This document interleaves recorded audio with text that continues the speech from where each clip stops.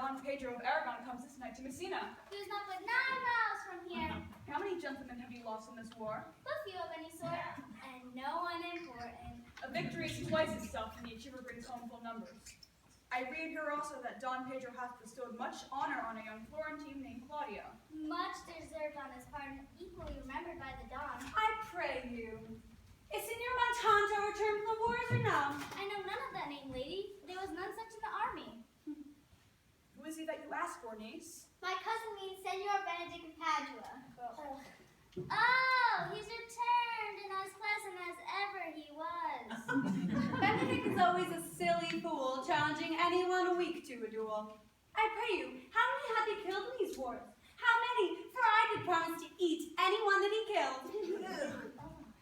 Niece, you tease Signor Benedict too much. But he'll meet you point for point, I doubt it not. He hath done good service, lady, in these wars, and a good soldier too, lady. He's a good soldier to a lady? Well then, what is he to a lord? A lord to a lord, a man to a man, stuffed with all honorable virtues. It is so indeed. He's no less than a stuffed man, but perhaps more a stuffed animal. You must not mistake my niece, sir. You see, there's a kind of merry war between Signor Benedict and her. They never meet, but there's a skirmish of wit between them. Alas, they are never very challenging, each skirmish, as you say. In our last conflict, 4 of his 5 wits went halting off, and now is the whole man governed by only one. Who is his companion now? He hath every month a new best friend. Is it possible? Very easily possible. I see, lady, the gentleman is not in your favor. No! If he were, I would burn my eyes.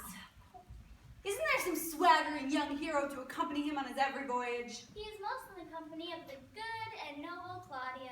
Oh, Lord, He will hang upon him like a disease. God help the noble Claudio. I will make sure I always stay on your good side. Dear good friend. You'll never fall victim to his charming words, sweet niece. Not until hot January.